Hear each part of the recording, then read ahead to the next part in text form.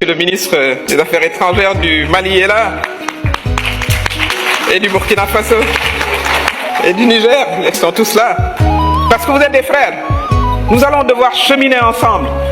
Voilà, il y a eu des moments historiques particuliers qu'il va falloir que nous dépassions.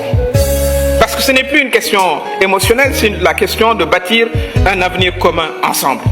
Mais pour ce faire, il faut également que la CEDEAO se réforme. Il faut qu'elle se réforme de manière profonde, qu'elle comprenne les enjeux de l'heure. Cela est très très important et qu'elle ne soit plus perçue par les peuples et par les jeunes comme un machin, comme disait quelqu'un, où c'est juste des élites qui se réunissent, des élites qui sont comme moi et vous dans la salle, qui n'ont pas de problème particulier, qui ont envoyé leurs enfants faire leurs études à l'étranger. Il ne faut pas que la CEDEAO soit perçue comme ça.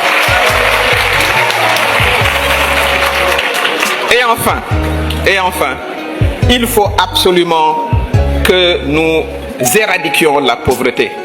Il faut se le dire. Je vois l'ancien ambassadeur de Chine au Sénégal. Quand j'étais jeune ou quand j'étais enfant, la Chine, c'était un sujet de moquerie.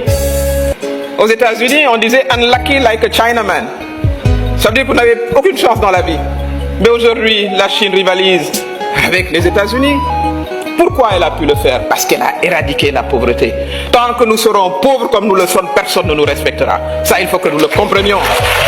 Il faut absolument une initiative, deuxième proposition, une initiative africaine continentale d'éradication définitive de la pauvreté. Il est inconcevable qu'au XXIe siècle, des femmes meurent en couche parce qu'elles n'ont pas accès à des services de santé. Il est inconcevable au XXIe siècle que nos enfants aillent à l'école en ayant faim. Il est inconcevable que nos jeunes, avec des masters, des doctorats, soient assis.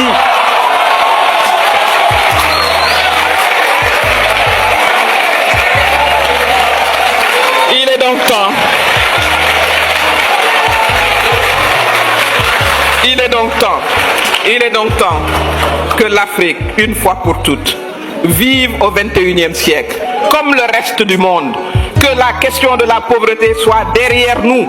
Et il est temps que les dirigeants, les institutions et les citoyens africains se reconnaissent dans cette vision.